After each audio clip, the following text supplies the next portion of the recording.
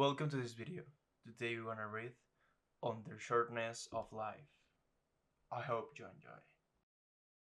Chapter 1. The majority of mortals, holiness, complain bitterly of the spitefulness of nature, because we are born for a brief span of life, because even this space that has been granted to us rushes by so speedily and so swiftly that all save a very few find life at an end just when they are getting ready to live. Nor is it merely the common herd and the unthinking crowd that bemoan what is, as men deem it, an universal ill. The same feeling has called forth complaint also from men who were famous. It was this that made the greatest of physicians exclaim that life is short, art is long. It was this that led Aristotle, while expostulating with nature, to enter an indictment most unbecoming to a wise man, that, in point of age, she has shown such favor to animals that they drag out 5 or 10 lifetimes, but that a much shorter limit is fixed for man, though he is born for so many and such great achievements. It is not that we have a short space of time, but that we waste much of it.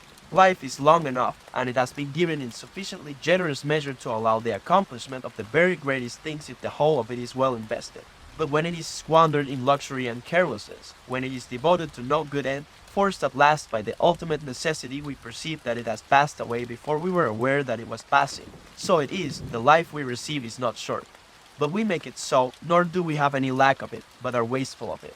Just as great and princely wealth is scattered in a moment when it comes into the hands of a bad owner, while wealth, however limited, if it is entrusted to a good guardian, increases by use.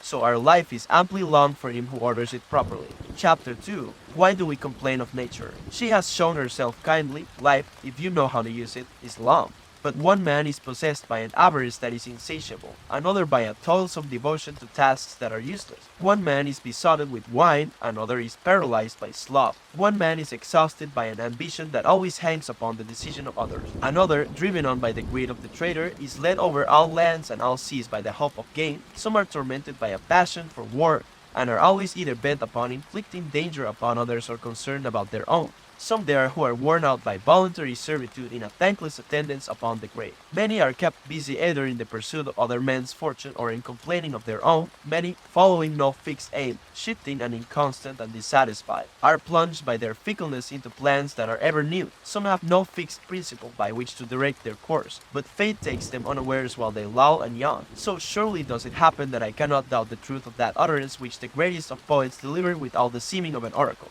The part of life we really live is small, for all the rest of existence is not life, but merely time. Vices beset us and surround us on every side, and they do not permit us to rise anew and lift up our eyes for the discernment of truth. But they keep us down when once they have overwhelmed us and we are chained to lust.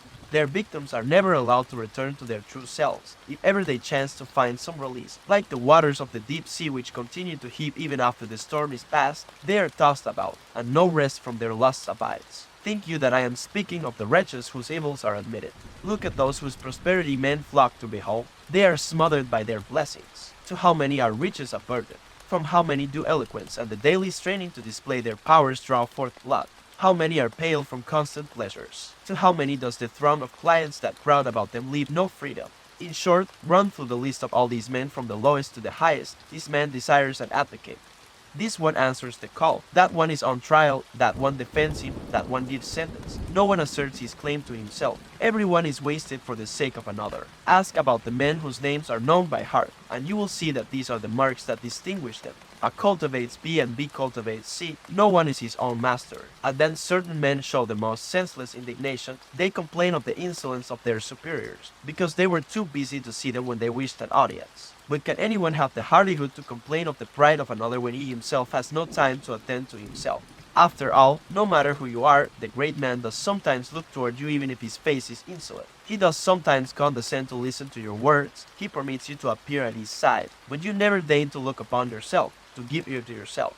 There is no reason, therefore, to count anyone in debt for such services, seeing that, when you performed them, you had no wish for another's company, but could not endure your own. Chapter 3. Though all the brilliant intellects of the ages were to concentrate upon this one theme, never could they adequately express their wonder at this dense darkness of the human mind.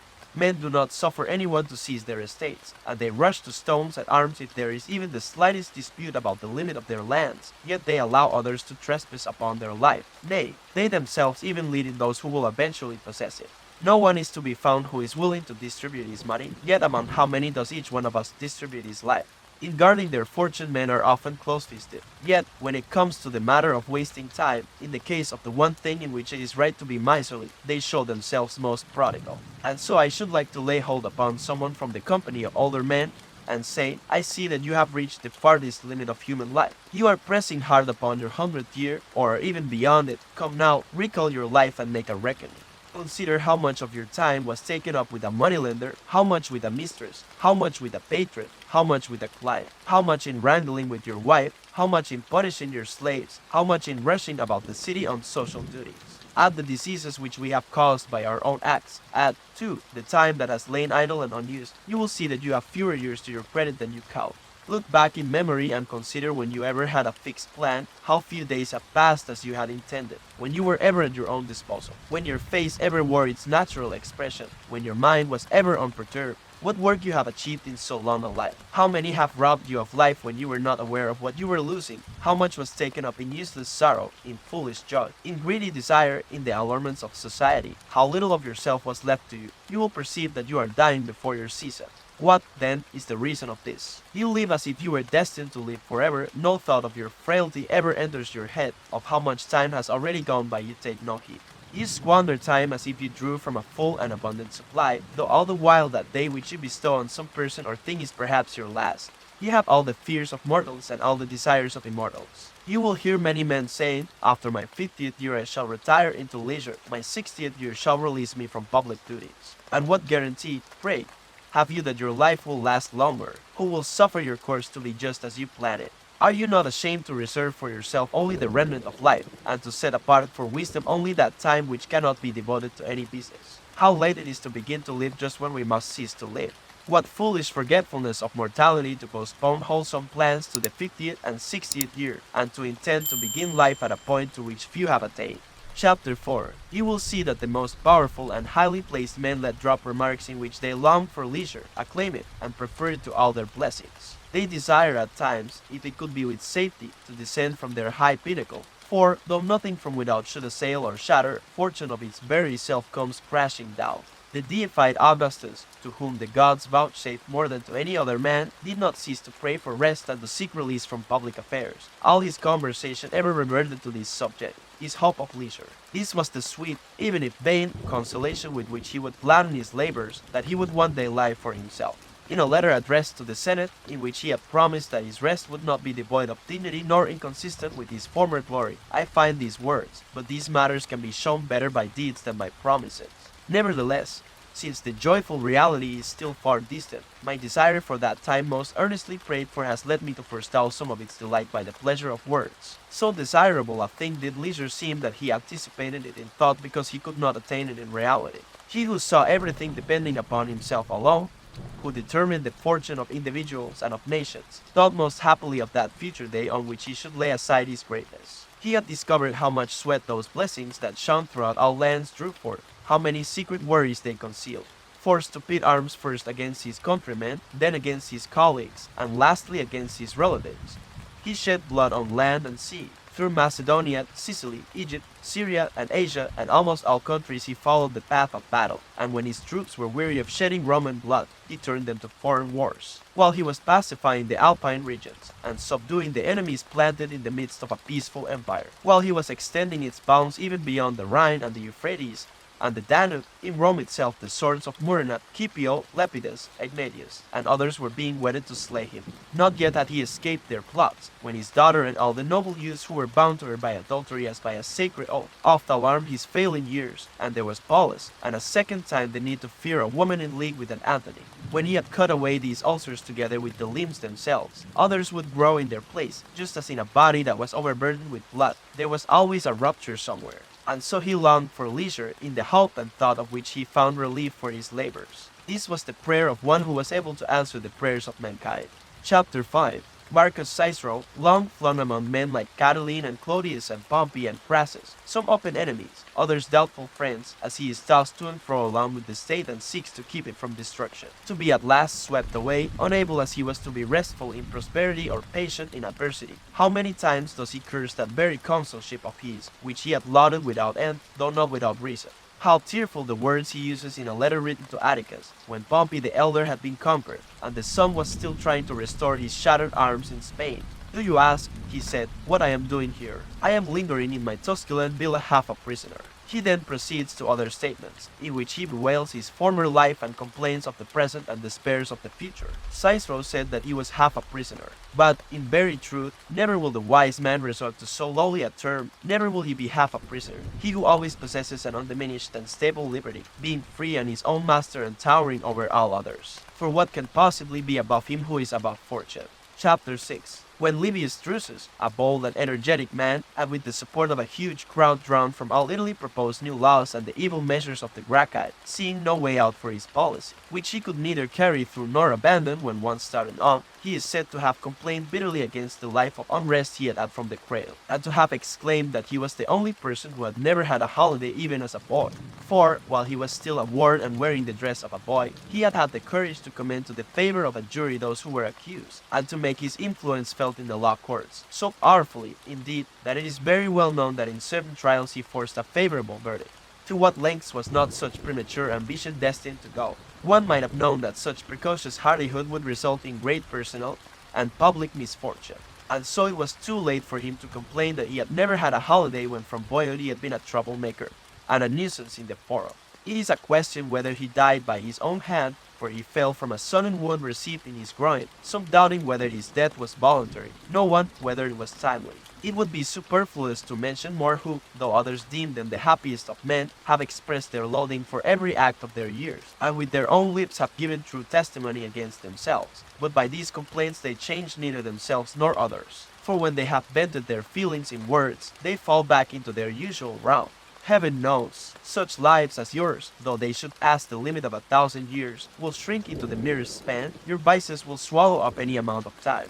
The space you have, which reason can prolong, although it naturally hurries away, of necessity escapes from you quickly, for you do not seize it, you neither hold it back, nor impose delay upon the sweetest thing in the world, but you allow it to slip away as if it were something superfluous and that could be replaced. Chapter 7. But among the worst I count also those who have time for nothing but wine and lust, for none have more shameful engrossments. The others, even if they are possessed by the empty dream of glory, nevertheless go astray in a seemly manner, though you should cite to me the men who are avaricious. The men who are wrathful, whether busied with unjust hatreds or with unjust wars, these all sin in more manly fashion. But those who are plunged into the pleasures of the belly and into lust bear a stain that is dishonorable. Search into the hours of all these people, see how much time they give to accounts, how much to lay in snares, how much to fear in them, how much to pay in court, how much to be in courted, how much is taken up in giving or receiving bail, how much by banquets, for even these have now become a matter of business, and you will see how their interests, whether you call them evil or good, do not allow them time to breathe. Finally, everybody agrees that no one pursuit can be successfully followed by a man who is busied with many things. Eloquence cannot, nor the liberal studies, since the mind, when its interests are divided, takes in nothing very deeply, but rejects everything that is, as it were, crammed into it. There is nothing the busy man is less busied with than living, there is nothing that is harder to learn. Of the other arts there are many teachers everywhere. Some of them we have seen that mere boys have mastered so thoroughly that they could even play the master. It takes the whole of life to learn how to live, and, what will perhaps make you wonder more, it takes the whole of life to learn how to die. Many very great men, having laid aside all their encumbrances, having renounced riches, business, and pleasures, have made it their one aim up to the very end of life to know how to live. Yet the greater number of them have departed from life confessing that they did not yet know, still less do those others know. Believe me, it takes a great man and one who has risen far above human weaknesses not to allow any of his time to be filched from him. And it follows that the life of such a man is very long because he has devoted wholly to himself whatever time he has had.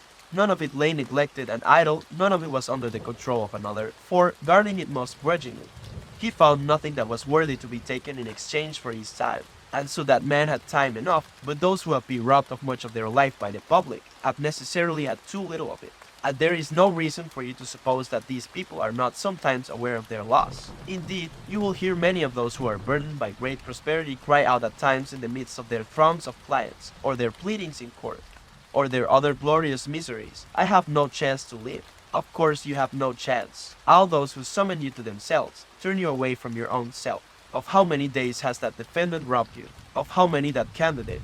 of how many that old woman wearied with burying her heirs, of how many that man who is shamming sickness for the purpose of exciting the greed of the legacy hoppers, of how many that very powerful friend who has you and your like on the list, not of his friends, but of his retinue. Check off, I say, and review the days of your life. You will see that very few, and thus the refuse, have been left for you. That man who had prayed for the passes, when he attains them, desires to lay them aside and says over and over, when will this year be over? That man gives games, and, after setting great value on gaining the chance to give them, now says, when shall I be rid of them? That advocate is lionized throughout the whole forum, and fills all the place with a great crowd that stretches farther than he can be heard, yet he says, when will vacation time come? Everyone hurries his life on and suffers from a yearning for the future, and a weariness of the present. But he who bestows all of his time on his own needs, who plans out every day as if it were his last, neither longs for nor fears the morrow. For what new pleasure is there that any hour can now bring? They are all known, all have been enjoyed to the full. Mistress Fortune may deal out the rest as she likes. His life has already found safety. Something may be added to it, but nothing taken from it, and he will take any addition as the man who is satisfied and filled takes the food which he does not desire, and yet can hold. And so there is no reason for you to think that any man has lived long because he has gray hairs or wrinkles. He has not lived long, he has existed long. For what if you should think that that man had had a long voyage who had been caught by a fierce storm as soon as he left harbor, and, swept hither and thither by a succession of winds that raged from different quarters, had been driven in a circle around the same course. Not much voyaging did he have, but much tossing about. Chapter 8. I am often filled with wonder when I see some men demanding the time of others and those from whom they ask it most indulgent. Both of them fix their eyes on the object of the request for time, neither of them on the time itself, just as if what is asked were nothing, what is given nothing. Men trifle with the most precious thing in the world, but they are blind to it because it is an incorporeal thing, because it does not come beneath the sight of the eyes, and for this reason it is counted a very cheap thing, nay, of almost no value at all. Men set very great store by pensions and doles, and for these they hire out their labor or service or effort. But no one sets a value on time, all use it lavishly as if it cost nothing. But see how these same people clasp the knees of physicians if they fall ill, and the danger of death draws nearer. See how ready they are, if threatened with capital punishment, to spend all their possessions in order to live. So great is the inconsistency of their feelings. But if each one could have the number of his future years set before him as is possible in the case of the years that have passed, how alarmed those would be who saw only a few remaining, how sparing of them would they be. And yet it is easy to dispense an amount that is assured, no matter how small it may be, but that must be guarded more carefully, which will fail you know not when.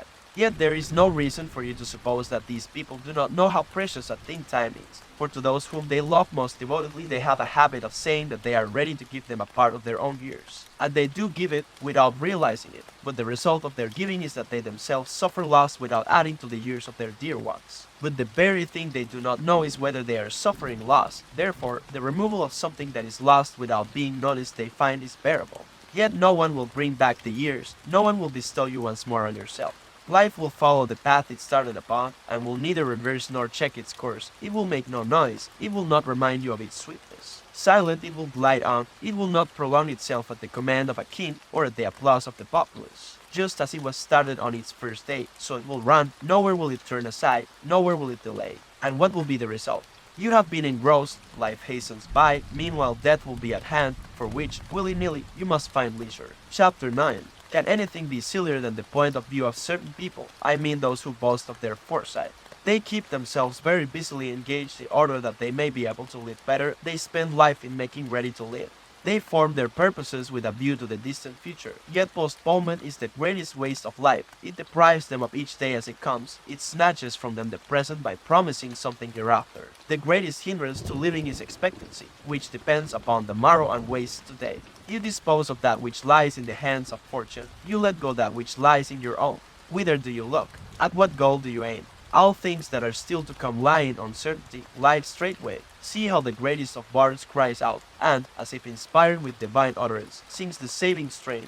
The fairest day in hapless mortal's life is ever first to flee. Why do you delay, says he, why are you idle? Unless you seize the day, it flees. Even though you seize it, it still will flee, therefore you must buy with time's swiftness in the speed of using it. And, as from a torrent that rushes by and will not always flow, you must drink quickly. And, 2. The utterance of the bard is most admirably worded to cast censure upon infinite delay, in that he says, not the fairest age, but the fairest day. Why, to whatever length your greed inclines, do you stretch before yourself months and years in long array, unconcerned and slow though time flies so fast? The poet speaks to you about the day, and about this very day that is flying.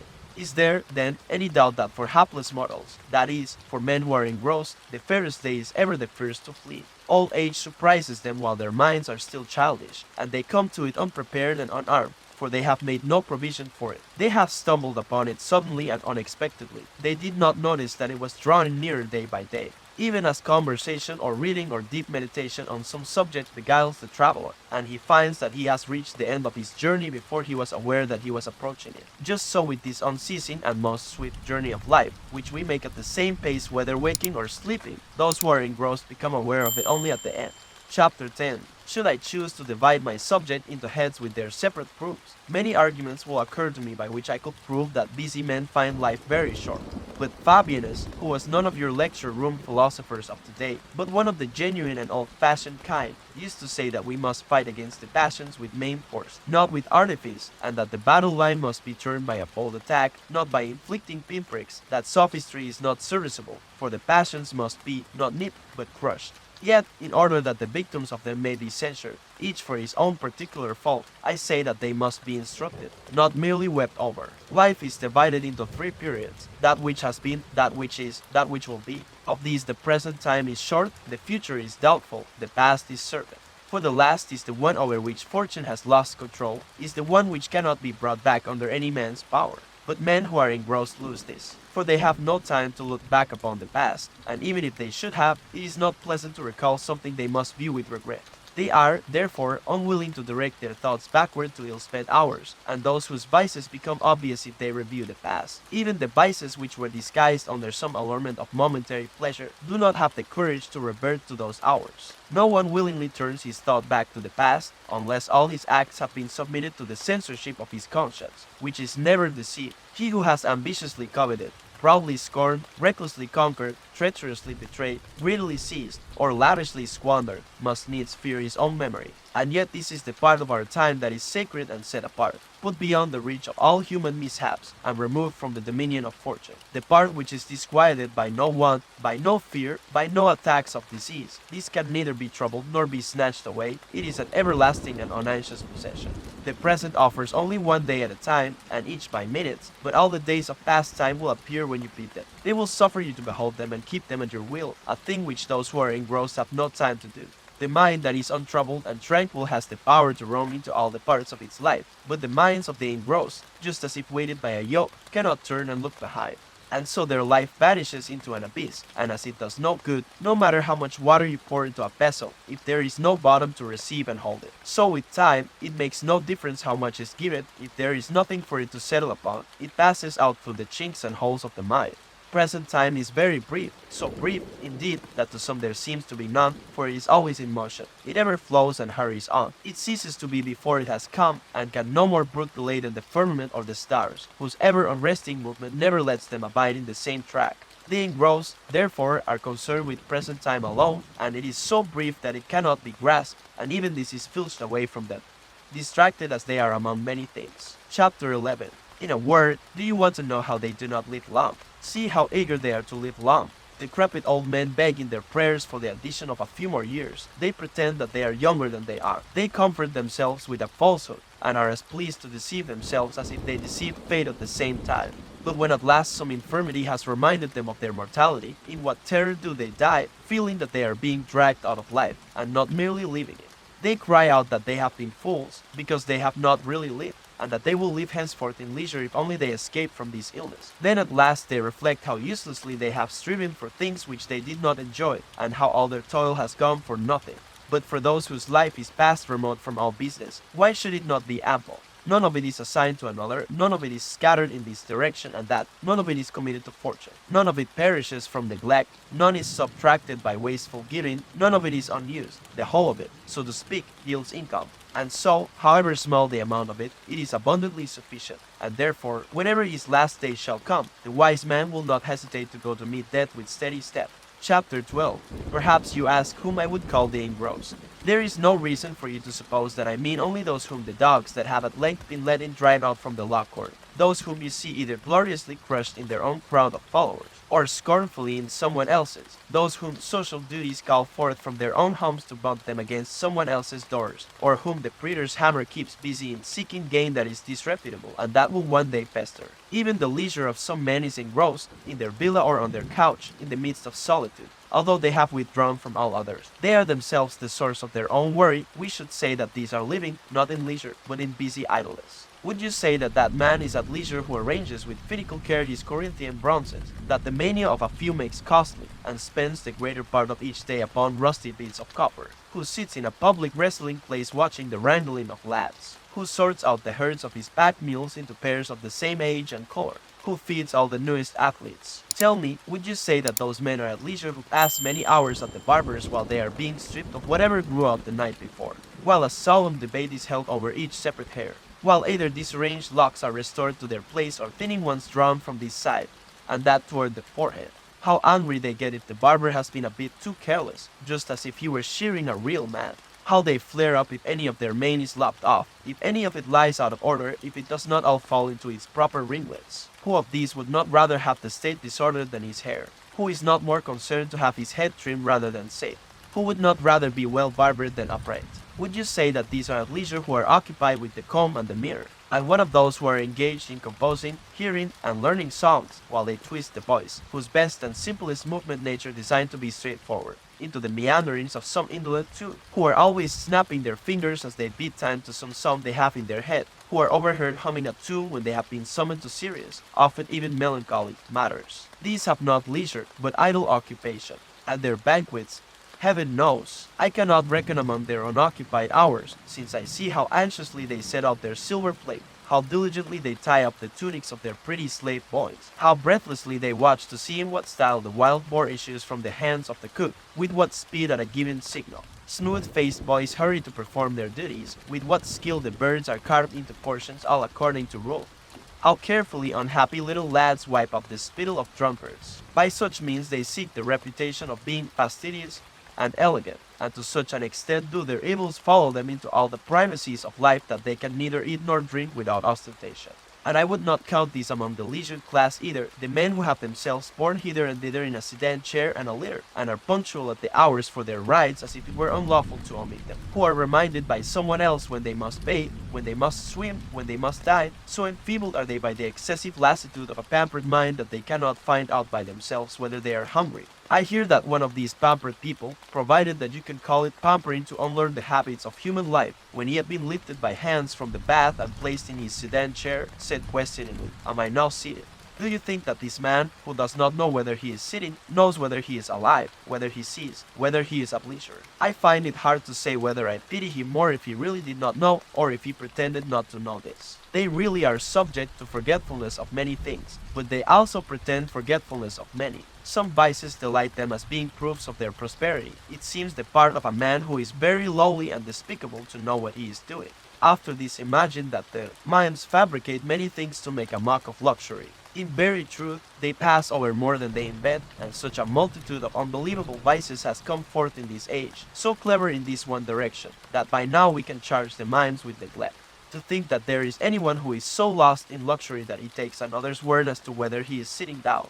This man, then, is not at leisure. You must apply to him a different term. He is sick, nay, he is dead. That man is at leisure, who has also a perception of his leisure. But this other who is half alive, who, in order that he may know the postures of his own body, needs someone to tell him, how can he be the master of any of his type? Chapter 13. It would be tedious to mention all the different men who have spent the whole of their life over chess or ball or the practice of baking their bodies in the sun. They are not unoccupied whose pleasures are made a busy occupation.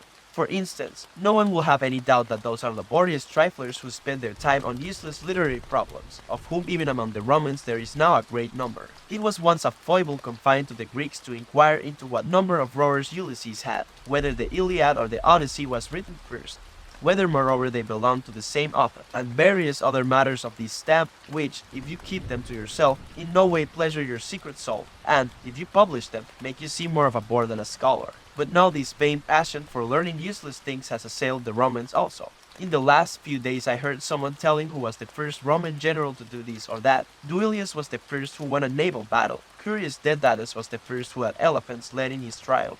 Still, these matters, even if they add nothing to real glory, are nevertheless concerned with signal services to the state. There will be no profit in such knowledge, nevertheless it wins our attention by reason of the attractiveness of an empty subject. We may excuse also those who inquire into this, who first induced the Romans to go on board ship. He was Claudius, and this was the very reason he was surnamed Codex, because among the ancients a structure formed by joining together several boards was called a codex, whence also the tables of the law are, called codices, and, in the ancient fashion, boats that carry provisions of the Tiber are even today called codicari.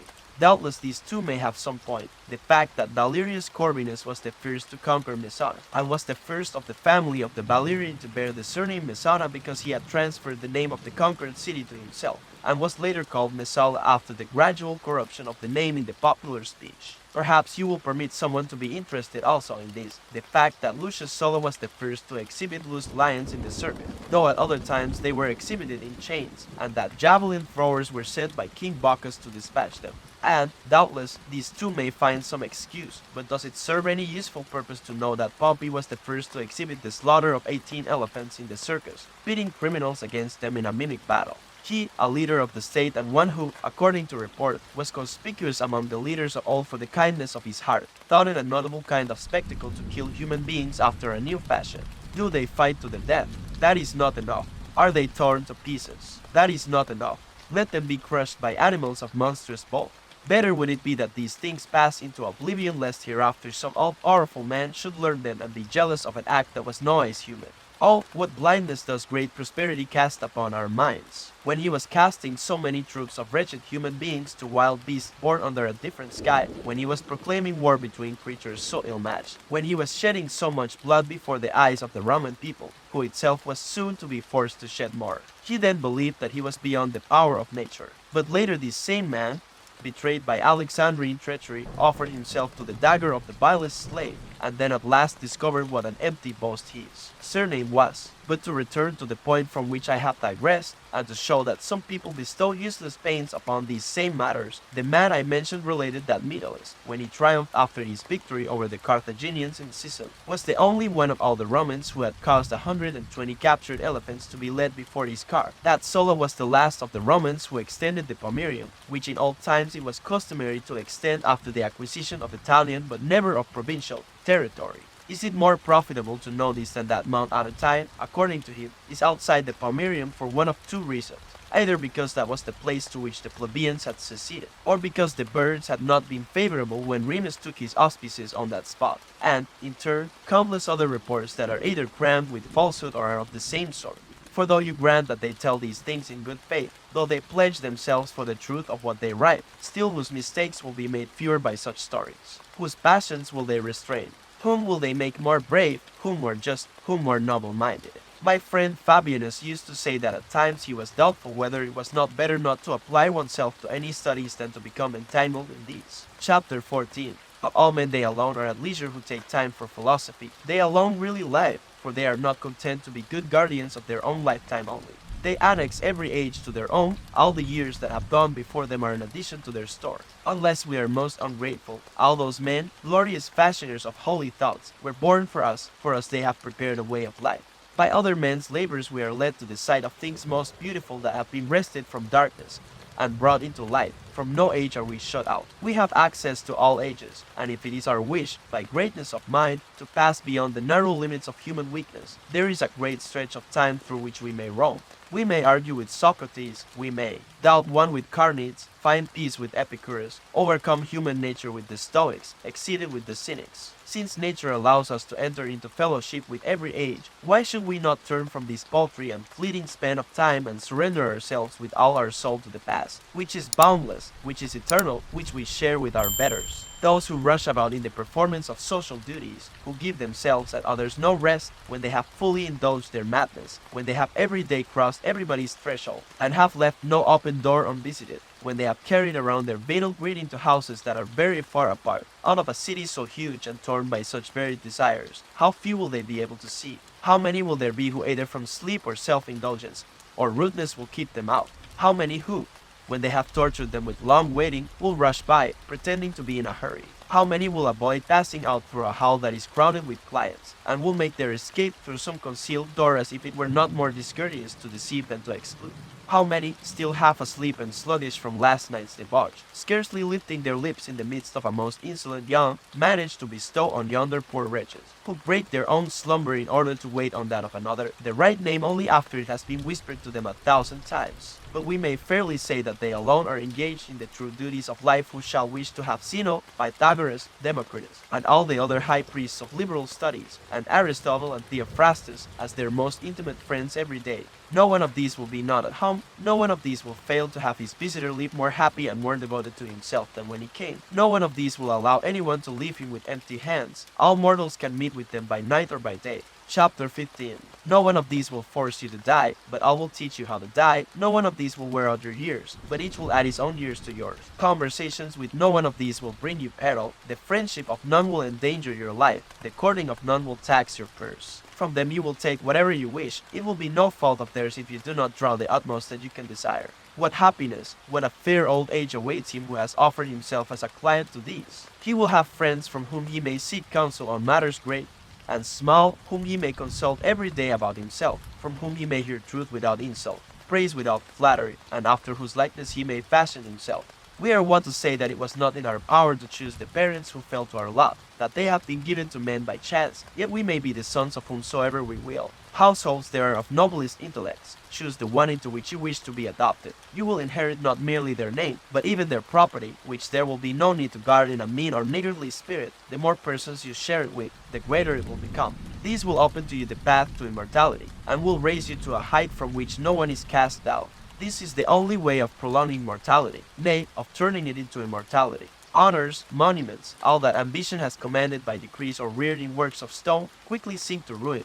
There is nothing that the lapse of time does not tear down and remove, but the works which philosophy has consecrated cannot be harmed. No age will destroy them, no age reduce them. The following and each succeeding age will but increase the reverence for them, since envy works upon what is close at hand, and things that are far off we are more free to admire. The life of the philosopher, therefore, has wide range, and he is not confined by the same bounds that shut others in.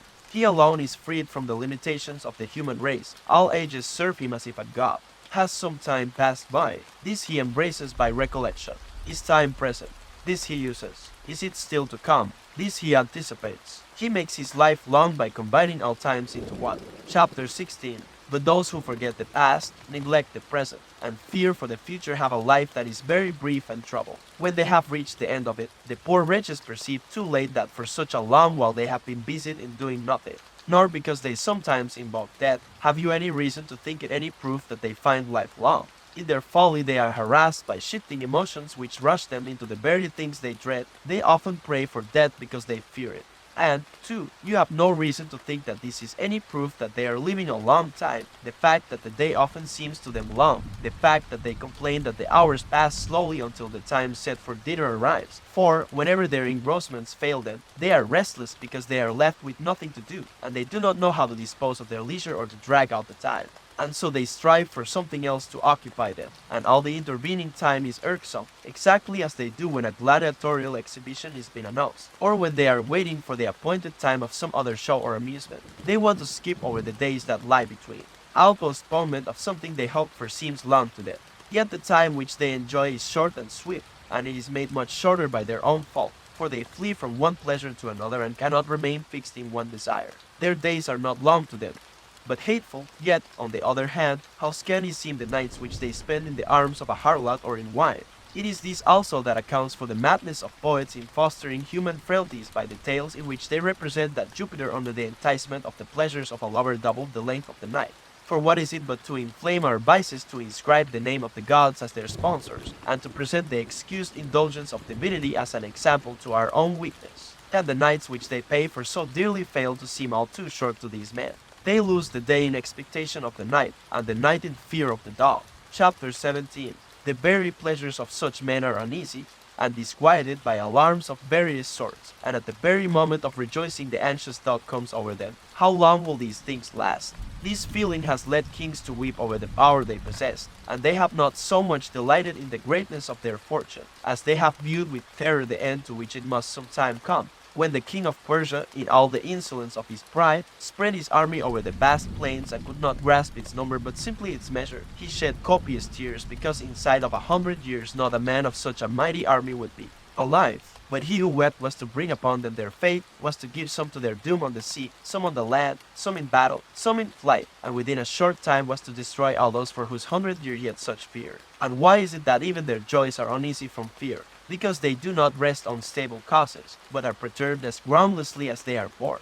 But of what sort do you think those times are which even by their own confession are wretched, since even the joys by which they are exalted and lifted above mankind are by no means pure? All the greatest blessings are a source of anxiety, and at no time is fortune less wisely trusted than when it is best. To maintain prosperity there is need of other prosperity, and in behalf of the prayers that have turned out well we must make still other prayers. For everything that comes to us from chance is unstable, and the higher it rises, the more liable it is to fall. Moreover, what is doomed to perish brings pleasure to no one, very wretched. Therefore, and not merely short, must the life of those be who work hard to gain what they must work harder to keep.